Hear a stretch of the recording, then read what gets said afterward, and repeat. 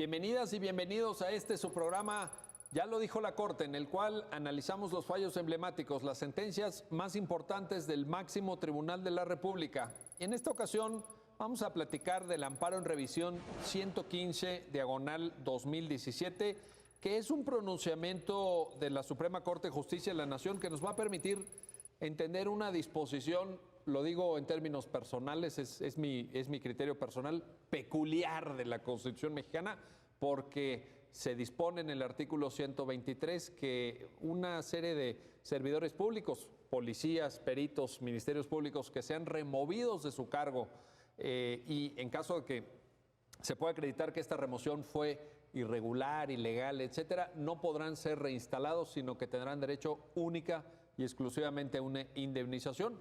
Y la discusión en esta sentencia es cómo calcular esa indemnización. Para entender los alcances de este importante pronunciamiento de la Suprema Corte, le doy la bienvenida a Juan Jaime González. Juan Jaime, gracias por estar aquí, gracias por acompañarnos nuevamente. Y a Jazmín Bonilla. Jazmín, qué gusto tenerte aquí. Gracias. Gracias, Miguel. Gracias por acompañarnos. Oye, pues, Jazmín, de una vez, ¿por qué no nos ayudas a entender cuáles son los hechos? Se trata de un amparo en revisión. ¿Cómo surgen y cómo llega el caso a la Suprema Corte, por favor? Mira, aquí voy a hacer como una peculiaridad en relación con otros asuntos de los que ya hemos platicado. Me gustaría poner en contexto dos antecedentes. Los antecedentes del caso y los antecedentes de esto que comentabas tú de la norma, ¿no? Sí. Entonces, voy a hablar muy rápidamente de los antecedentes de la norma y luego los del caso. Venga. La norma esta es una norma constitucional, bien lo dices, es el artículo 123, apartado B. La gente que nos escucha, es importante que sepa, el artículo 123 constitucional establece, en términos generales, los derechos de los trabajadores. Correcto. Y tiene dos apartados. Esto quiere decir que son como dos secciones. La sección A o el apartado A, que se dedica a los trabajadores, digamos, particulares. Y la sección B o apartado B, que se dedica a los trabajadores del Estado, es decir, a los servidores públicos. Entonces, la norma tiene una historia constitucional muy interesante que en breve, muy breve es, originalmente se daba a los trabajadores sin distinción, el mismo tratamiento. Un buen día alguien se pregunta y dice, oye, es que hay unos que sí trabajan, pero que no son trabajadores normales, ¿no? Son los del servicio público. Entonces vamos a hacerles dos apartados y distinguen estos dos apartados. Pasa y pasa y pasa el tiempo y de repente dentro de los trabajadores del Estado o los servidores públicos lo que dicen es, fíjate que hay unas personas que realizan funciones muy particulares y muy específicas. Y entonces si uno les preguntara al Poder Reformador de la Constitución ¿y quiénes son estas personas? Nos dirían, pues los que se dedican a seguridad pública o seguridad nacional. Y entonces abren una fracción, que es la fracción 13, para determinados servidores públicos, que son ¿quiénes? Policías, ministerios públicos, peritos, miembros del Servicio Exterior Mexicano y militares y marinos, ¿no? Entonces, dicen, todas estas personas tienen funciones muy específicas para proteger a la nación y a las personas, ¿no? En términos muy generales. Y entonces ellos van a recibir un tratamiento muy específico. Cuando se abre esta posibilidad, la Suprema Corte interpreta esa primera reforma y concluye, fíjate que si bien estas personas son prestan un servicio al Estado, no los podemos considerar trabajadores. ¿Por qué? Por las funciones que realizan. Entonces hace como una especie, le llamaré de metáfora, que es una palabra más común para todos los que nos escuchan. Dicen, estos son como si fueran trabajadores, pero no lo son. Entonces, su relación no es laboral, que es la de los trabajadores, su relación va a ser administrativa. ¿Y qué quiere decir que es administrativa? Que en teoría no les rigen todos los derechos que les rigen a todos los trabajadores. Pasa el tiempo y un buen día, no hace muchos sexenios, a un presidente se le ocurre descubrir que hay mucha corrupción en las instituciones policiales, primordialmente. Oye, déjame, yo digo el nombre. El presidente Ernesto Zedillo. Exactamente. ¿No? Entonces empiezan... No, bueno, lo digo porque es público. Claro. Sí. Empiezan las reformas desde Zedillo, luego Calderón la fortalece. Pero la primera reforma lo que hace es, oye, parece que las policías están muy corruptas, ¿no? Entonces vamos a empezarles a hacer exámenes de control de confianza. ¿Qué quiere decir esto? Que los someten a polígrafo, es el aparatito que te descubre si estás mintiendo, te someten a exámenes toxicológicos para ver si tienes algún tipo de droga, estupefaciente, psicotrópico, exámenes físicos para ver si tienen aptitudes para pertenecer. Entonces, las primeras normas, los que decían es palabra, o sea, se va a ir muy cruel, ¿no? Pero los que no pasen los exámenes se van. No, bueno, Y eso decía la norma. Ajá, y si pueden llegar a juicio y en el juicio demuestran que deben quedarse, pues se les regresa, ¿no? Se les reinstala. Ahí la Corte empieza a tener una serie de problemas porque, por ejemplo, la palabra reinstalación pues es propia de los trabajadores. Eso sí, y la Corte, de una relación laboral. Exacto. Y la Corte ya había dicho, estos no tienen relación laboral, tienen relación administrativa. Es más, este tipo de personas que yo te mencionaba no van a tribunales laborales, van a tribunales administrativos. Y por tribunales administrativos, para que la gente que nos escucha ubique más o menos, un tribunal administrativo lo que ve son clausuras, impuestos, propiedad intelectual, o sea, cosas que no tienen nada que ver principalmente con los derechos de los trabajadores. Pasa el tiempo y como que ven que las instituciones siguen corruptas, llega el presidente Calderón y propone una reforma un poco más cerrada, ¿no? Y entonces lo que dice es, estas personas si las corremos, ya no van a tener derecho a la reinstalación, pero deja por ahí un resquicio de interpretación y la Corte lo que dice es, lo que esta norma quiere decir es que si de plano sí demuestran que no los debieron haber corrido, entonces se les reinstala. Pues como que se enojan ahí un poquito en el poder reformador de la Constitución y dicen, no, esto no es lo que nosotros queríamos. Lo que nosotros queremos es dejar clarísimo que policía que se decrete o se decida su separación, se va y no regresa.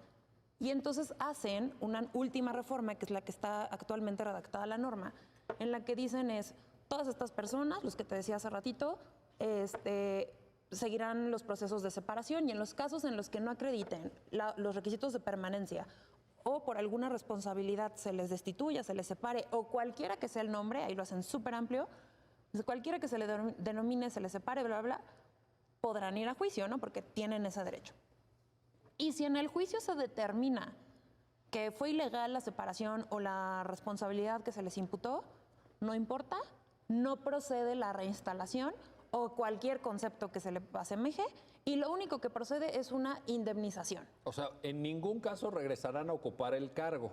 Exactamente. Recibirán esta compensación. Exacto. A la que te refieres. Y aquí, ojo, que es importante que es, aunque demuestren que no se les debió haber corrido.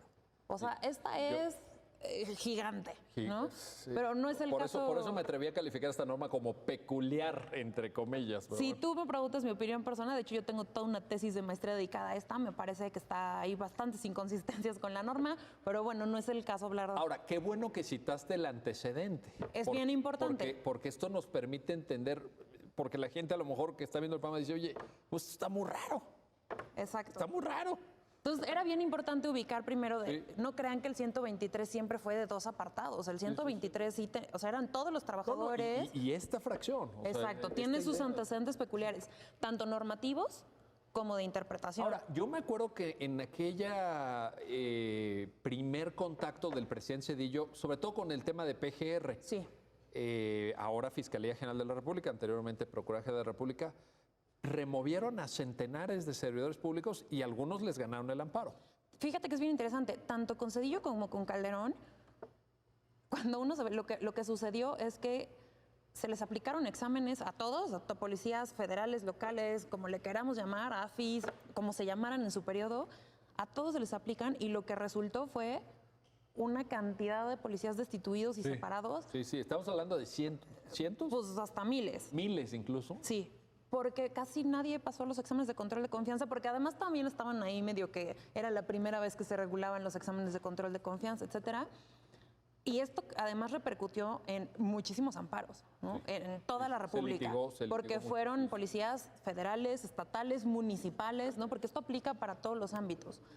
Entonces terminamos con esta norma y pues ahí sí ya la Corte se queda un poquito atada de manos en la redacción textual de la norma y dicen, pues es que, lo que le dice la Corte es, esto es una restricción constitucional absoluta y la Constitución lo dice clarísimo. Ojo, esta reforma viene de antes de la reforma de derechos humanos de 2011. Sí, es correcto. O sea, también es como un poco para entender el contexto de interpretación de la Corte. Entonces, estos son los antecedentes normativos, que son bien importantes. Los antecedentes del caso se dan en este contexto, justamente. ¿Qué sucede? A un policía de la PGR, se le practican los exámenes de control de confianza, no los pasa y se decreta su separación del cargo. Y entonces hace valer los medios de defensa que corresponden. Entonces, lo que sucede es, no le gusta la separación y se va a un primer medio de defensa que se llama juicio de nulidad. Este juicio de nulidad tiene solo efectos de legalidad. ¿Qué quiere decir esto?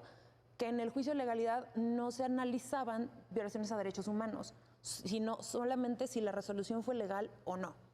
Entonces, en ese primer juicio de nulidad, la autoridad que conoce este juicio concluye que se violaron sus derechos, que no se le debió haber separado, pero por virtud de la prohibición constitucional no se le puede reinstalar y condena a la PGR a que le pague la indemnización constitucional.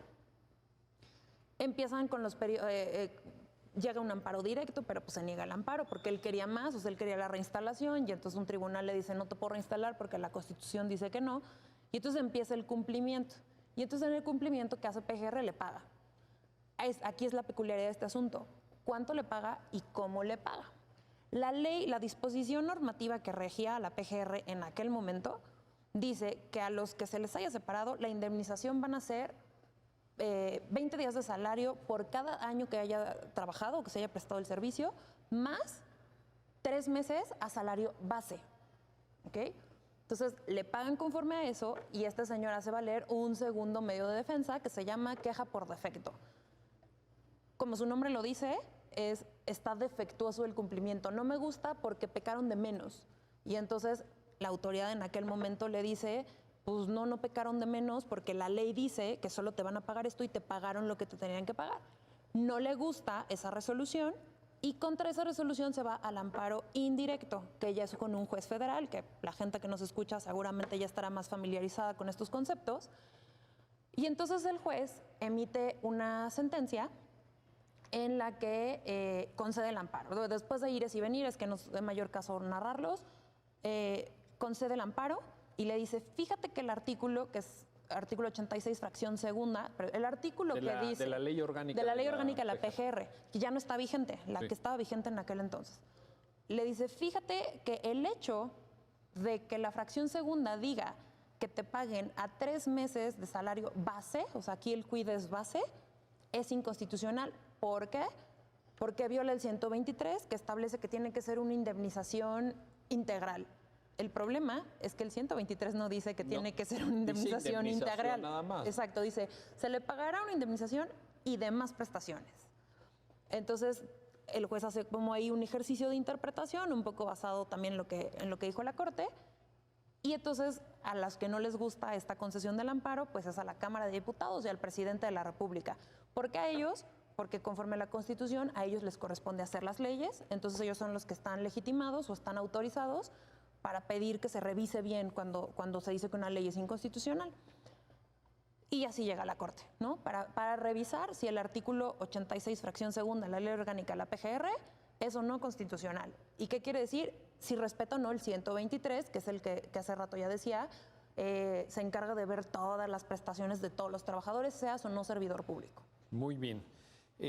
Juan Jaime, entonces el debate está en la forma de calcular. ¿Cómo vamos a llevar este cálculo? Sí, es correcto. En la forma de calcular, pero tampoco pensemos que es una cuestión, digamos, tan de legalidad de ver este rubro sí, este rubro no, un poquito como se calculan las prestaciones de trabajo, sino que el debate es un poco más abstracto e incluso más profundo. Y entonces me gusta mucho recalcar la forma en que Jazmín ya nos hizo favor de hacer el relato histórico, porque este relato histórico, en la forma en que se han venido dando las reformas constitucionales al artículo 123, también se traduce en la forma en que los argumentos jurídicos se expresan en la sentencia.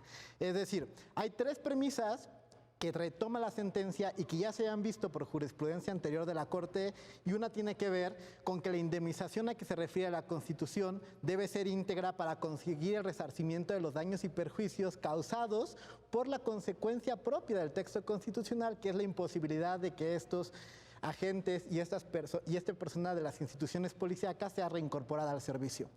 Esa es una primera premisa. La segunda tiene que ver... ¿Indemnización integral le llamaríamos sí, eso? digamos que decía, debe ser íntegra, sí, decía la jurisprudencia. Ahorita pongámoslo así, pero es decir, que debe ser completa. Correcto. En ese primer texto de jurisprudencia lo que se decía básicamente era un primer, lineamiento sobre los 3 meses y los 20 días por año de salario. Todavía no entrábamos en si salario base, salario qué.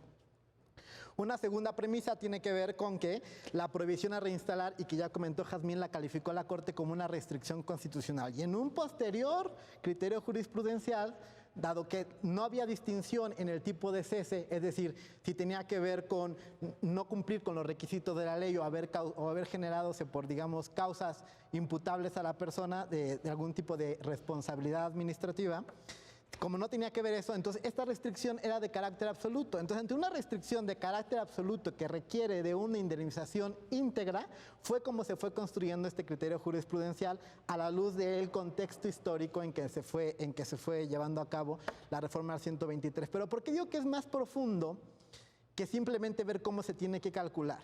Porque la Corte se tuvo que enfrentar en este vaivén de ir cerrando el texto constitucional a buscar las áreas de oportunidad para ver cómo una restricción que ya estaba calificada como absoluta en el texto constitucional podía verse de la manera más favorable. Y justamente como se podía ver este texto de la manera más favorable, jalar el texto constitucional, aterrizarlo a la legalidad y entonces declarar la inconstitucionalidad de la norma.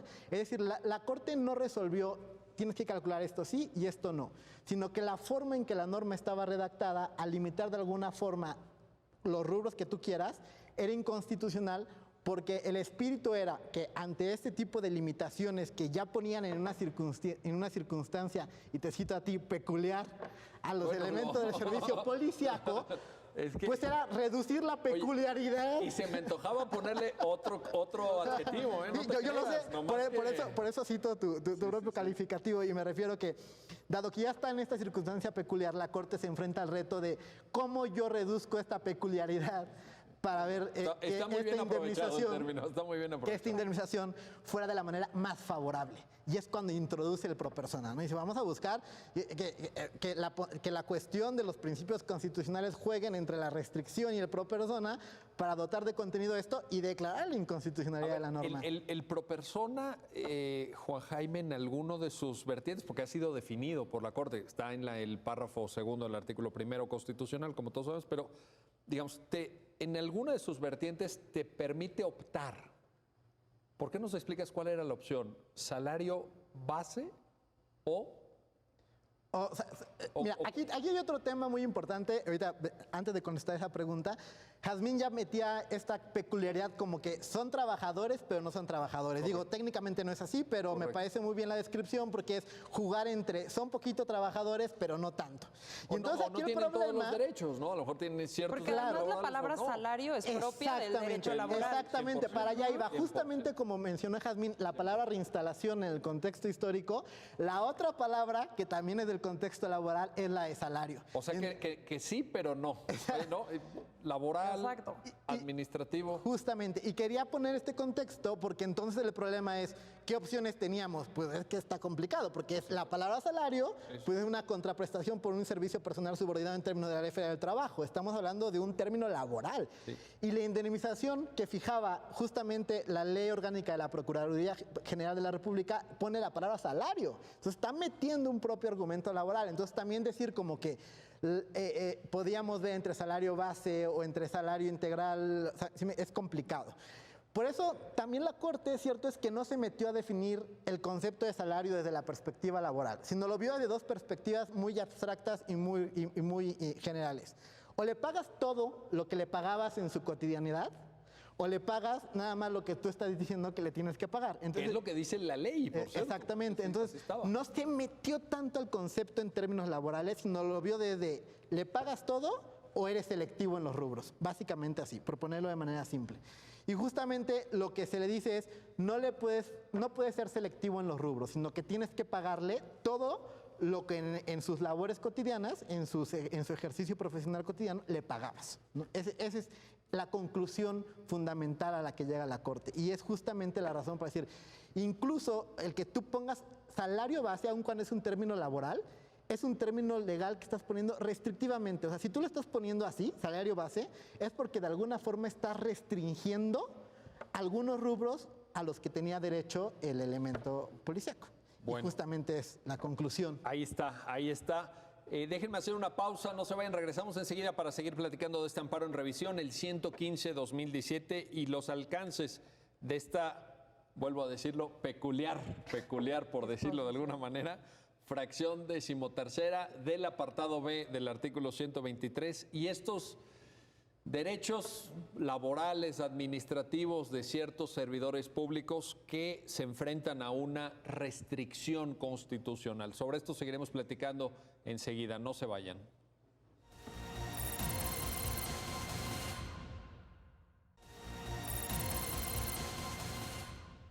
Ya estamos de vuelta, ya estamos de regreso en este su programa, ya lo dijo la Corte, para seguir comentando con Juan Jaime González, con Jazmín Bonilla, este amparo en revisión, el 115/2017. Oye, a ver, Jazmín, pero yo te quiero plantear esto porque me parece que la manera en la que, y tú ya nos explicaste la secuencia de reformas, esto fue producto de un periplo histórico del poder reformador y todo, pero entonces a mí me da la impresión que a la postre, tal como ya está hoy esa fracción 13ª tan peculiar, ¿no?, que habíamos comentado, se presta muchas arbitrariedades, Jazmín, porque sí, se presta que a veces hasta por cuestiones menores o irrelevantes o hasta por actos de corrupción cesen a un funcionario y ya cesado el funcionario, ya digamos expulsado de su tarea como servidor público, ya no puede regresar. ¿No te parece que se presta arbitrariedades esto también? Digo, sabemos que está en la Constitución, pero bueno, pues aquí yo me atrevo a cuestionar esto también, a ver. Sí, no, bueno, y recordamos, ¿no?, que aquí estamos en nuestras meras opiniones. Sí, sí. Mira, a mí, yo destaco dos cosas y ahorita te voy a poner un ejemplo de cómo sí se puede prestar arbitrariedades. A mí lo primero que personalmente, Jazmín, me intriga de esta reforma de la última es que toda la construcción de justificación de por qué se autoriza esta reforma está hecha sobre una presunción de corrupción. O sea, la razón más fuerte que llevó a los constituyentes, bueno, al reformador de la Constitución a hacer esta reforma es todos los policías tienen una presunción de corrupción. Lo cual A mí me brinca por dos razones. Tú los elegiste y tú lo pusiste, porque además, ojo, los policías pasan 3 tipos de examen: el de ingreso, el de permanencia y el de ascenso, ¿no?, si quieren cambiar de categoría. Entonces, si pasaron tus exámenes de ingreso, pues ¿por qué si detectaste la corrupción desde el inicio, los admitiste? Claro. Los de permanencia justifican esta parte. Bueno, ¿qué tal que se corrompen dentro de la institución? Pero entonces ahí entramos otra vez al cómo, pero pues si todos los que entraron eran incorruptibles, porque tú ya los evaluaste, ¿por qué se corromperían? Vamos a dar la presunción de que el hombre es el lobo del hombre, ¿no? Sí. Y entonces empieza este tema de, vamos a hacer exámenes de permanencia. Perfecto, hagámoslo porque pues es valioso que a todas las personas que prestemos un servicio público se nos evalúe de diferentes maneras, ¿no? Y entonces resulta, lo que yo digo es, imagínate que tú tienes un policía que lo destituyes y se anima a ir a juicio para demostrar que no tenías por qué haberlo separado. Y en el juicio te demuestra de fondo, ¿y a qué me refiero de fondo? Te demuestra que nunca lo debiste haber separado. Sí, que no fue un acto completamente ilegal, arbitrario, o sea, lo que mira, tú quieras. no dejemos, es que la autoridad era incompetente, o es que no estaba firmado, no me voy a esas cositas, sino que de fondo dice, oye, yo no mentí en el polígrafo, oye, yo sí pasé los exámenes físicos, oye, y ya no lo puedes reinstalar. Entonces, la primera cosa que yo veo es, ¿cuánto le cuesta al Estado? Y estoy hablando en términos económicos y humanos. ¿Cuánto le cuesta contratar a alguien que va a entrar con la misma presunción de corrupción de data que reinstalar a alguien que ya te demostró que es un buen elemento policial? ¿No? Esa es como la primera parte. Y ahorita te voy a contar un ejemplo que incluso llegó aquí a la Corte también. Un policía de la Ciudad de México, bueno, del entonces Distrito Federal, se somete a sus exámenes de control de confianza y no pasa el toxicológico. Ahorita la gente que me escucha va a decir, oh, bueno, pero es que si no pasa el toxicológico, ¿cómo quieren que permanezca? Pues déjenme les cuento por qué no lo pasó. Es una persona que está diagnosticada con un malestar o un padecimiento de tipo psiquiátrico, pero en realidad es ansiedad, ¿no? Pues está diagnosticado por el médico institucional, o sea, por el médico de la policía local y por un médico aparte. Lo diagnostican como trastorno de ansiedad y le recetan una sustancia de las que la Ley General de Salud califica como psicotrópicas, pero que muchos estarán familiarizados con el medicamento, pero son de estas diazepam, clonazepam, ¿no? Entonces le recetan diazepam. El diazepam pues es para tratar la ansiedad. Le hacen su examen toxicológico y desde que él va a hacer su examen toxicológico y le preguntan, oye, ¿consumes alguna sustancia? Y él dice, sí. ya sepam. ¿Por qué? Porque fíjate que aquí tengo mi receta y el médico institucional me dijo esto y esto y esto, y O la sea, tengo no- y estoy no tratado. ocultó eso. Jamás. Eso es importante. Y siempre los tenta. Cuando les hacen por ahí una entrevista, dice, oye, te recuerdo que yo les dije que estoy en tratamiento médico y aquí está mi receta. Él siempre se ostenta con su padecimiento. Pues evidentemente no pasa el toxicológico, ¿no? ¿Por qué? Pues porque le sale esta sustancia activa. Pero que él ya lo había comunicado. Exacto, en el examen de orina le sale la sustancia activa, pero él ya lo había dicho, pues lo separan. Lo separa. Por esa razón. O sea, le dicen, pasaste todos tus exámenes menos el toxicológico porque te salió esta sustancia. Pero yo te dije, ¿no? Y entonces aquí nos Y estamos había una enfrentando. justificación médica. Exacto. Y además él cumplió con el requisito legal. ¿Por qué? Porque la ley que rige a las instituciones policiales, bueno, la que regía.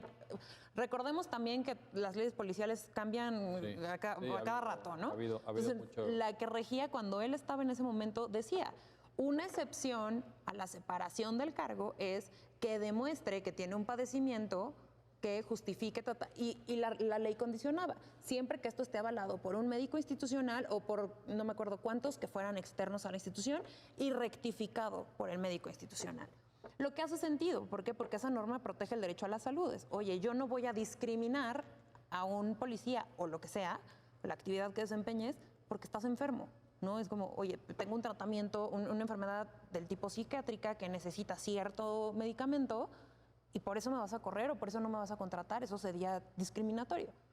Y entonces nos enfrentamos a ese caso. Ese caso ya, o sea, llegó aquí a la corte, terminó después de muchos ires y venires, termina en la corte y en ese entonces los ministros de la segunda sala dijeron, gulp.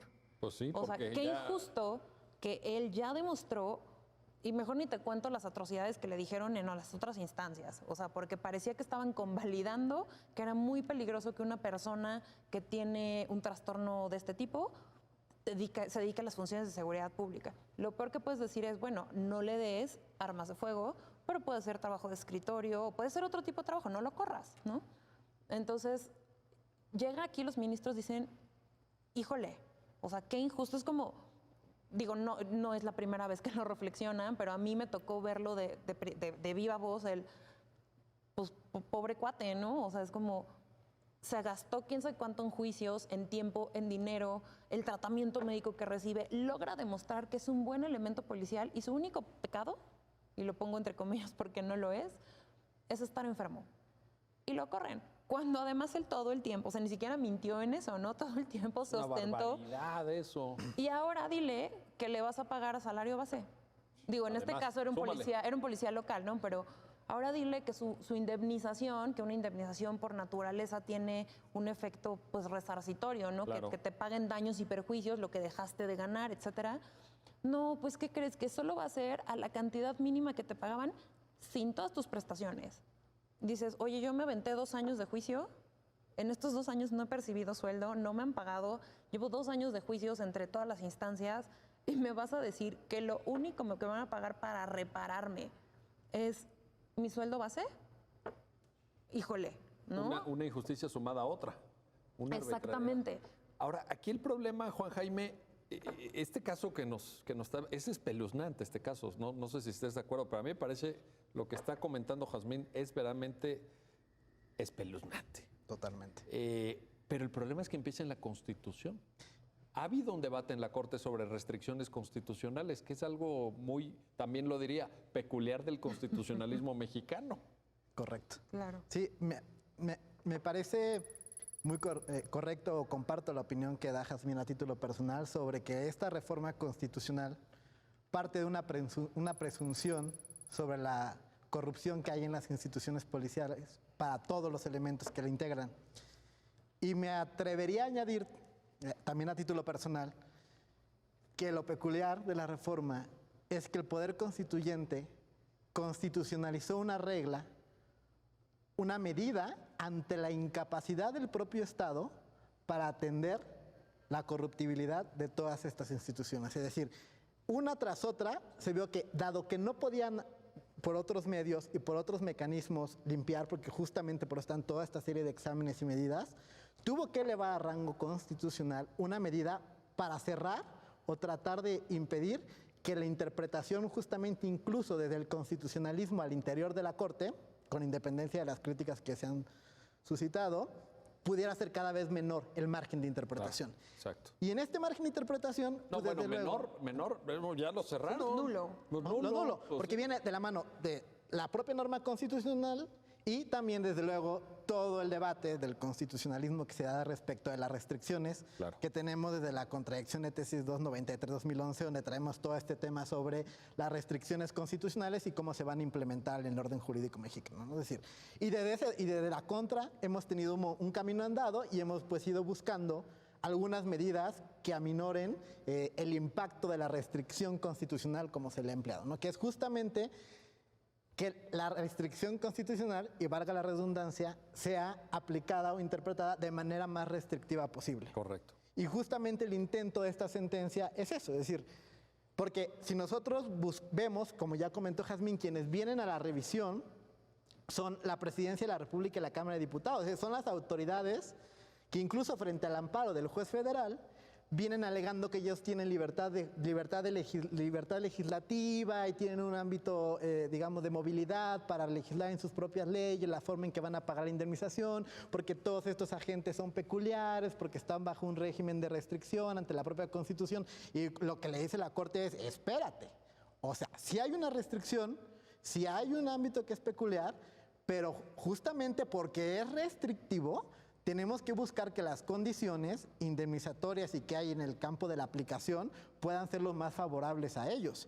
Y justamente creo y considero yo que es el mérito de la sentencia, buscar este campo de acción para tratar de fomentar que la restricción sea pues lo menos dañina posible. O sea, dentro del escenario que ya Jazmín con gran inteligencia nos plantea, rescatar lo que sea rescatable. Claro. Dentro de, o sea, ya no lo puedes reinstalar. Aún en ese caso tan grave de una patente injusticia, no hay manera. Es una regla que está en la Constitución. Desde luego. Y lo que viene desde la Constitución es que se indemnice de la manera en que se pueda reparar los daños y perjuicios, y fue lo que se intentó trabajar desde la Corte, pero fíjense cómo desde el punto de vista constitucional habla de daños y perjuicios. De hecho, deja fuera incluso otros elementos que pudiéramos nosotros pensar en términos, digamos, de reparación integral, o sea, se está pagando o se está ponderando los daños y perjuicios que le estamos generando a un agente de una institución de este tipo, el que se le haya separado del cargo de manera injustificada.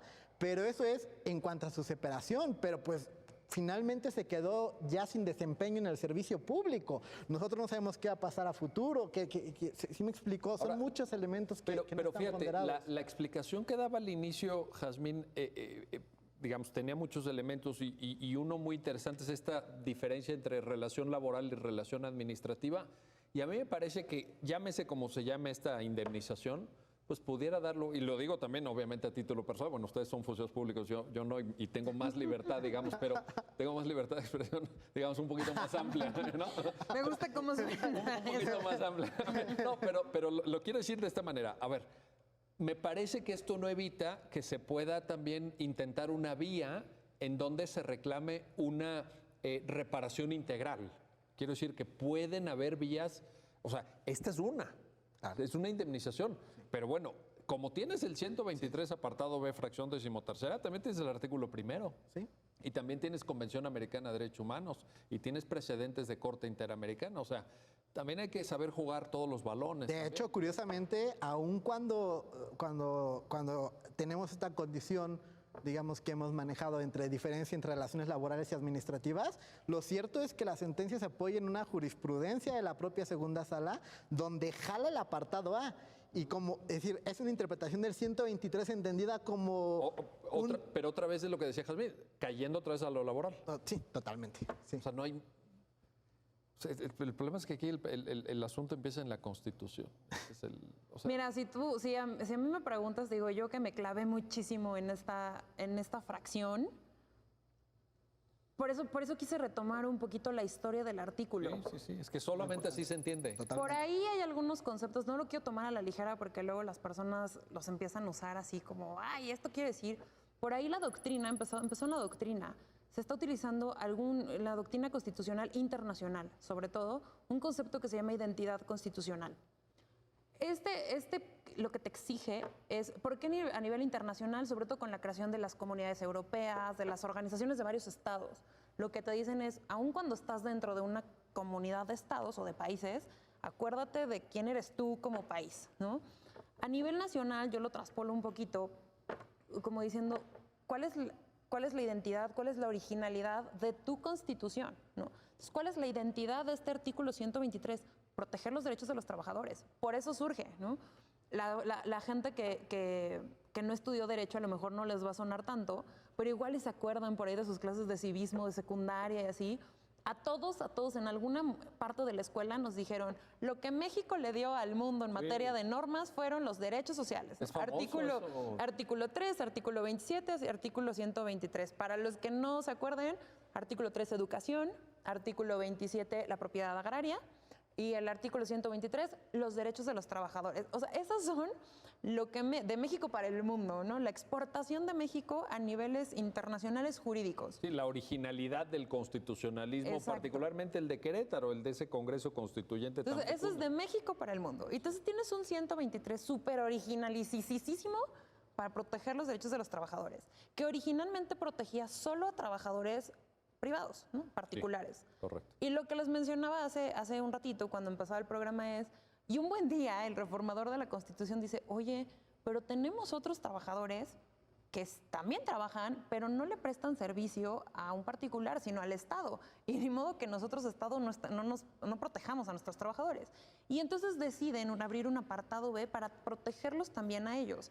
Y entonces yo digo, qué irónico que nuestra identidad del artículo 123 es proteger los derechos de los trabajadores y milenios, ¿no? En el 2000 y tantos, 2000, ahorita vamos a decir 2020, tenemos una norma súper restrictiva de derechos de trabajadores. Bueno, en términos de la normatividad internacional, me refiero a convenios de OIT, criterios de Corte Interamericana, yo me atrevo a calificarlo como inconvencional. Exactamente, si lo confrontamos contra normas convencionales, a cualquiera le brinca, ¿eh? O sea, si es como, Sí, no, espérame. a ver, no. Y yo no voy a decir que la finalidad, vaya, me parece que es legítima, ¿no? Esta finalidad de procurar que nuestros sistemas policiales sean incorruptibles, me parece más que legítimo. No, en eso todos ¿no? estamos de acuerdo. El problema es, ¿qué pasa cuando tienes un policía, 2, 3, 10, 100, que te demuestran que no son corruptos?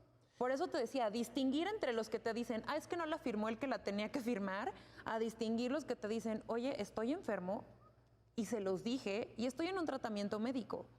Entonces aquí te pones a pensar. Pero fíjate, Jazmín, yo coincido al 100% con lo que dices, pero hay un escenario que me parece todavía peor, que es la pura amenaza. Sí, deja que hayan corrido a 2 o 3 de manera injusta. El ejemplo que tú pusiste es insuperable. Es un ejemplo maravilloso. Sin duda. Pero la pura amenaza. Sí, el claro. hecho mismo de que les digamos, miren, ustedes son servidores públicos, trabajadores, como les llamemos, relación administrativa laboral, pero ustedes son de segunda. Ustedes tienen menos derechos. Y Ustedes hagas se lo enfrentan- que hagas. Y no importa lo que demuestren, cuántos años litigues, a qué instancia judicial llegues, no vas a volver a ser servidor público. Ay, Que además ahí es chistoso, no importa, es más, vete a la corte, ¿no? O sea, la propia Constitución te está diciendo... Justo, y- aquí está la prueba. La Aquí está Constitución te prueba. está diciendo, vete a la corte y aunque vayas con la corte lo más que te va a poder dar va a ser una indemnización. De hecho, estaba pensando justo en el punto que dijo Jazmín y estaba buscando el artículo, digo, porque aunque lo conozco, no quería errar en la redacción. Pero es curioso porque hasta por sentido común, me parece que el público podría leer, dice, si la autoridad jurisdiccional resolviere que la separación fue injustificada, es decir, la Constitución está reconoce. validando Sí, la sí, sí, sí. injusticia. Sí. O sea, desde Una un punto de vista barbaridad, sentido común, Dije que era peculiar, Fue pero una voy a cambiar por barbaridad. No, ya me lo acabas de demostrar, Juan. pero eso- Me lo acabas de poner aquí, me acabas tú de poner el balón. es ahora que, sí. digo, desde el sentido común sí sería cuestión de reflexionar. tienes toda la ¿Puede una razón. constitución Reconocer las una injusticias. Qué bueno que lo citaste a la letra, porque a la ¿Puede letra, una o sea, constitución validar una injusticia? Pues la mexicana sí. Pues lo pongo sobre la mesa, ¿no? Pero es muy Sí, complicado. Déjenme hacer una pausa y vamos a regresar enseguida. Caramba, qué programa con Jazmín Monilla y con Jaime González. Regresamos enseguida, no se vayan.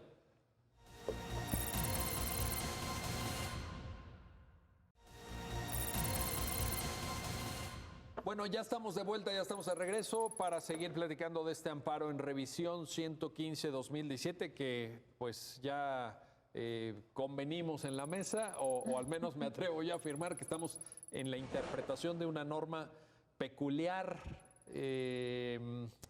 Tu amplia libertad de expresión. Mi amplia libertad de expresión me da pie para calificarla de arbitraria, es más. No, bueno, además, pero digo ahora en el programa lo que escribí en su momento.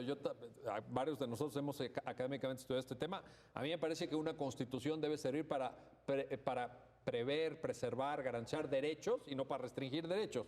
Claro. En México, la Constitución mexicana, infortunadamente, este es un ejemplo, pero hay varios de normas del máximo rango jerárquico que restringen derechos. Esto no es la función de una Constitución, y esto lo digo como profesor de Derecho Constitucional con muchísimos años ya de carrera en esto, ¿no? Bueno, a ver, hay una parte, pero con esto tenemos que trabajar, porque esto es lo que hasta ahorita, pues esto está así, Jazmín, Juan Jaime. Hay una parte, Jazmín, de la sentencia que me interesa recuperar también porque va citando precedentes. Eso nos da la idea de que es un tema que se ha litigado. Tú citabas algunos casos, pero por ejemplo, hay precedentes sobre el monto de la indemnización, sobre el concepto mismo de restricción constitucional en un sentido amplio, aplicado a este caso del 123, o por ejemplo, esta idea que también ya comentaste, la restricción aplicable a todos los casos sin importar la causa del cese. Es decir, hay un trabajo. La Corte ha venido dentro de las dificultades, los problemas. No es fácil enfrentarte a esta norma. O sea, nada fácil. No es nada fácil, vaya. Tenemos que darnos cuenta de la dificultad, pero hay precedente, hay trabajo judicial, ¿no?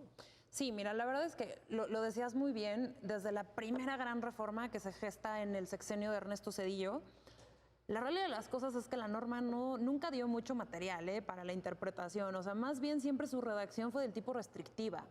Ahora, ¿por qué la Corte utiliza ahora el término restricciones constitucionales? A lo mejor va a sonar mal que lo diga, porque se puso de moda, ¿no? ¿Cuándo se puso de moda? Con esta contradicción de tesis que mencionaba Juan Jaime, la 293. 293-2011, ya hicimos un programa que es sobre con la eso. que se migra al sistema interamericano, ¿no? Que es cuando se gesta el bloque de... Bueno, perdón. La aplicación en México de Rosendo Radilla. El parámetro de regularidad constitucional, porque no tenemos bloque. Sí. Pero, bueno, finalmente, el gran debate en ese momento del Pleno fue, ¿y qué hacemos con las normas restrictivas? Y es bien interesante porque hubo mucho debate en el Pleno. Había quienes decían, pues es que las restricciones están a la par de este parámetro y entonces hay que ver lo que dice la Convención Americana sobre las restricciones. Porque la Convención Americana es más flexible en cuanto a la... Bueno, es más flexible visto desde el punto de vista de la Corte, pero en realidad es más restrictivo. O sea, para que tú conforme a Convención Americana puedas decir que hay una restricción, híjole, está súper cerrado. Muy cerrado, ¿no? Sí. Entonces, tiene que ser proporcional, tiene que estar en una ley, o sea, está muy... Que muy prácticamente, digo, es muy aventurado mi comentario a lo mejor, pero casi te puedo decir que casi ninguna restricción de las que están en nuestra Constitución pasaría el test o el examen a la luz de la Convención Americana. Coincido al 100%. Entonces, coincido. Este tema de... Se aprobado. 3, unanimidad. Sí, exacto. Unanimidad, ya está. Entonces, el tema de restricción constitucional tiene un boom con esta contradicción, sobre todo por el debate que se generó entre el propio Pleno, de los que estaban de acuerdo en que sí fueran totalmente restrictivas. Pero me acuerdo que fue una votación muy dividida. Muy dividida. Muy dividida. Y con un montón de concurrentes. Sí, también. Que también son 11 opiniones diferentes, la realidad de las cosas, ¿no? Sí. Entonces, ese es como el primer gran precedente de las restricciones. Que después de esa 293 empiezan también un poco a matizarlas. ¿Por qué? Porque se empiezan a dar cuenta, y esto ya lo anunciaba hace un poco Juan Jaime, los ministros empiezan a dar cuenta que el poder reformador de la Constitución empieza a tener una práctica de elevar a rango constitucional lo que yo diría, digo, en términos filosóficos, digamos reglas, ¿no? Sí. Pero cosas que podrían estar en un reglamento. Entonces, cosas que una Constitución que es de principios, de derechos, que tú le pongas y nadie podrá ir con lonchera azul al kinder, pareciera que eso no tendría que estar en una Constitución, ¿no? Entonces... Es una Constitución de detalle, ya hoy en día es de detalle. Entonces, pues pareciera que ¿por qué me vas a prohibir la lonchera azul en la Constitución si eso me lo puedes poner en una circular? Entonces, es esta práctica de, no se cumple lo que yo digo, o la Corte anda interpretando, hay cosas que no debe, o los tribunales, o los jueces, o la gente anda aplicando cosas que no debe, Lo voy a poner en la Constitución para que les quede bien clarito O sea, lo que yo quiero. O sea, el poder reformador se asume como una suerte de prefecto del orden jurídico mexicano y va corrigiendo, ¿no? Esto no, Exacto. esto no, esto no. Pero en la cuando incorpora contenidos se puede equivocar también. O sea, incorpora restricciones. Exacto. Entonces, por ahí tenemos los precedentes de las restricciones, que la Corte un poco ve, su primer gran criterio de restricciones es la 293, en la que dicen vamos a aceptar todas las normas internacionales como propias, menos las de restricciones.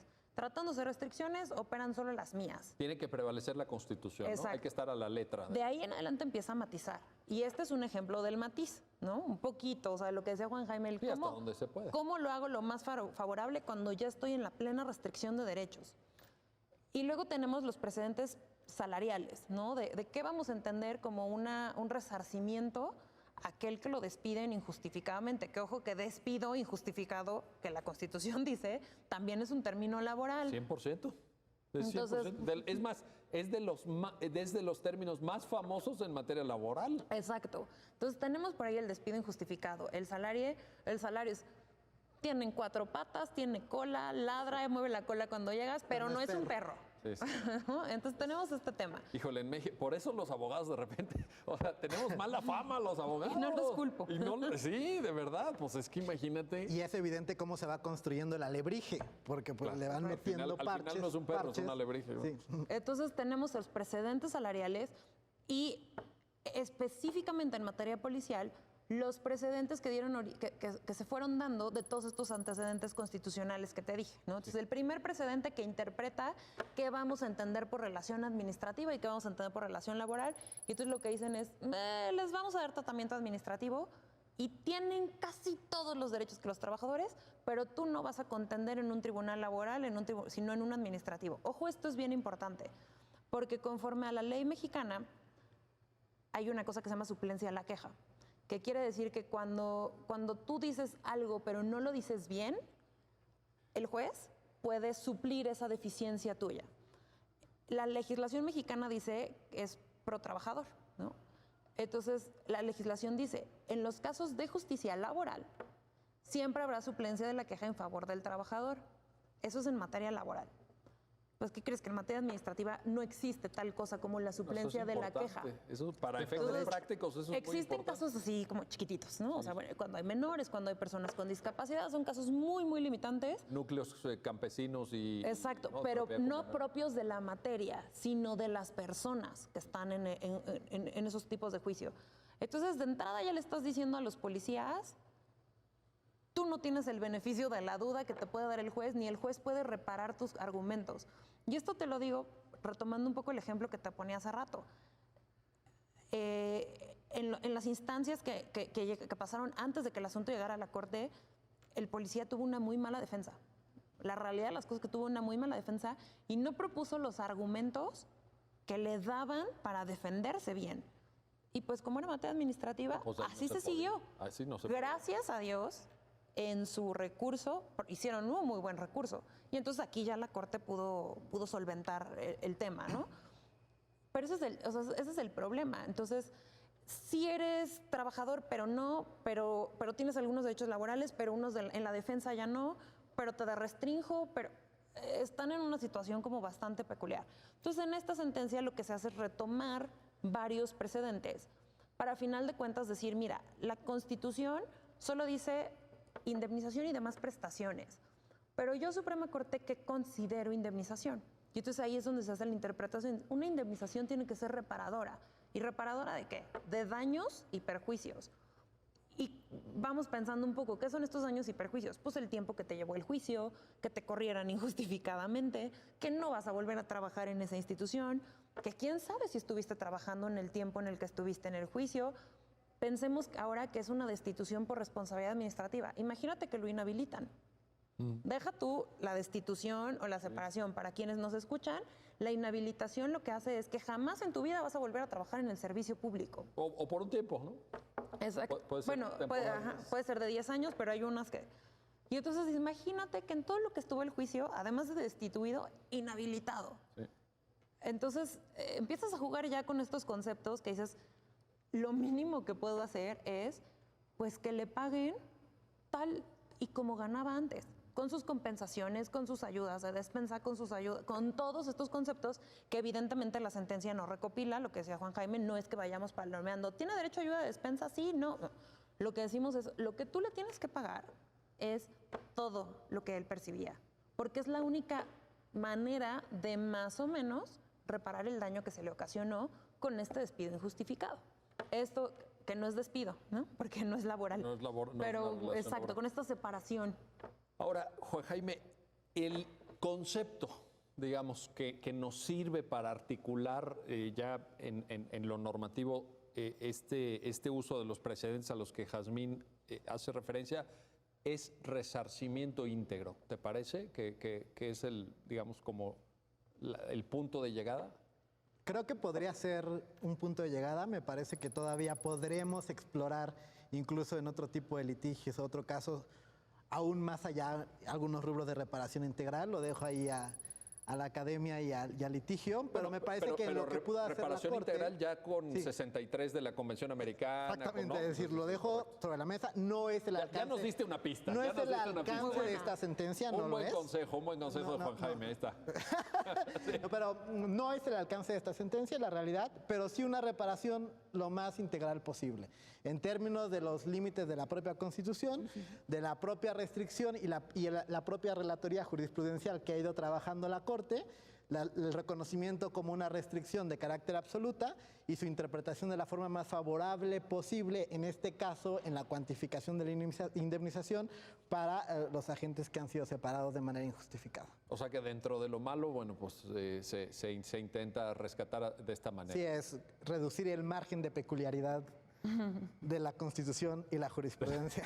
El margen de peculiaridad. O sea, en otros países están discutiendo el margen de apreciación nacional, el Exacto. margen de no sé qué. Tú pusiste el sinónimo sobre la mesa, yo nada no, y más. luego ya lo cambié. Porque Aprovechamos me parecía peculiar y luego terminé calificándolo de una barbaridad. Pero yo creo que este caso, y estamos a un minuto de concluir el programa, pero te pido una reflexión de cierre, Jazmín.